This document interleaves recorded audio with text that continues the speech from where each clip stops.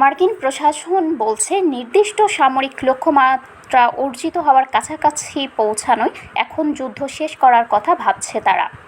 বিশেষ করে 20টি ট্যাঙ্কার চলাচলের অনুমতিকে কূটনৈতিক জয় বলছে হোয়াইট হাউস। তবে বিশ্লেষকদের মতে সামান্য ছাড়ের জন্য পরাশক্তি যুক্তরাষ্ট্রের এমন সমঝোতা করাটা বেশ দৃষ্টিকটু। রাশিয়া ইউক্রেনের ক্ষয়িষ্ণু যুদ্ধে ইউক্রেনের হাতে কোনো তুরুপের তাস নেই বলতে পছন্দ করেন প্রেসিডেন্ট ডোনাল্ড ট্রাম্প। তবে ইরানের সঙ্গে লড়াইয়ে তার নিজের হাতের তাস কতটা শক্তিশালী তা নিয়ে এখন বড় ধরনের প্রশ্ন উঠছে। আপাত দৃষ্টিতে শক্তির ভারসাম্যে ইরানের চেয়ে যোজন যোজন এগিয়ে যুক্তরাষ্ট্র। ইরানের চেয়ে 3 গুণ বেশি জনসংখ্যা ছাড়াও বিশ্বের সবচেয়ে শক্তিশালী সামরিক বাহিনী ও অর্থনীতির দেশ যুক্তরাষ্ট্র। এর সঙ্গে ইসরায়েলের পোড় খাওয়া সেনাবাহিনী আর তীক্ষ্ণ গোয়েন্দা জাল যুক্ত করলে লড়াইটা একেবারে অসম মনে হয়। তবে ইরান তার সীমিত সামর্থ্যকে যুক্তরাষ্ট্রের জন্য গলার কাটা বানিয়ে ছেড়েছে। নিজেদের জনগণের ওপর তারা চরম ভোগান্তির বোঝা চাপিয়ে দিয়েছে ঠিকই, তবে দেশটি কেবল টিকেই থাকেনি। অনেক বিশ্লেষক মনে করেন যুদ্ধের কৌশলগত নিয়ন্ত্রণ এখন তেহরানের হাতেই। যুদ্ধের 1 মাস পেরিয়ে যাওয়ার পর লড়াইটা এখন দর কষাকষির ক্ষমতার ওপর নির্ভর করছে।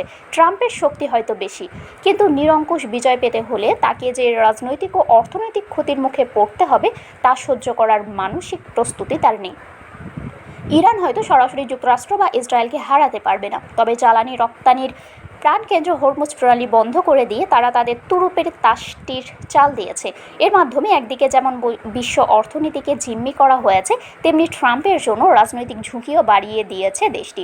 ডোনাল্ড ট্রাম্পের কূটনৈতিক সাফল্য নিয়ে হোয়াইট হাউসের ফলে লেভিট যেটাকে ট্রাম্পের প্রকাশ্য কূটনৈতিক বিজয় বলছেন, সেটি আসলে ট্রাম্পের নিজের তৈরি করা সংকটের একটি ক্ষুদ্র ভগ্নাংশ মেরামতের চেষ্টা মাত্র।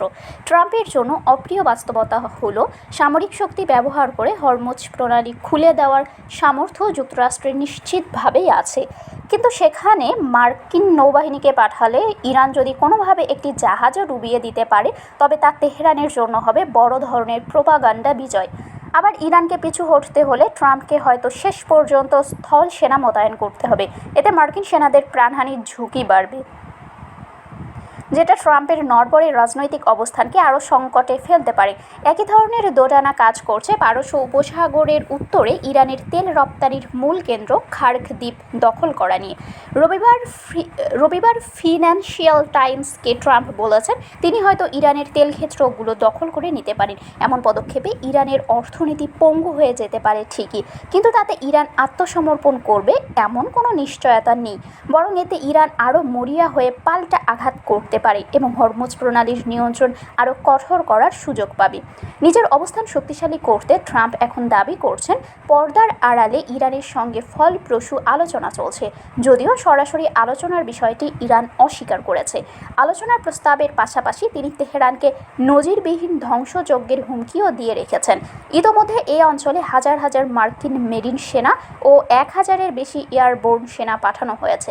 বিশ্লেষকরা মনে করছেন ট্রাম্পের ধৈর্যের বাঁধ ভেঙে গেলে তিনি খার্ক দ্বীপ বা হরমুজ প্রণালীর দ্বীপগুলো দখলের নির্দেশ দিতে পারেন। শারমিন শিমু, বরেন্দ্র টেলিভিশন।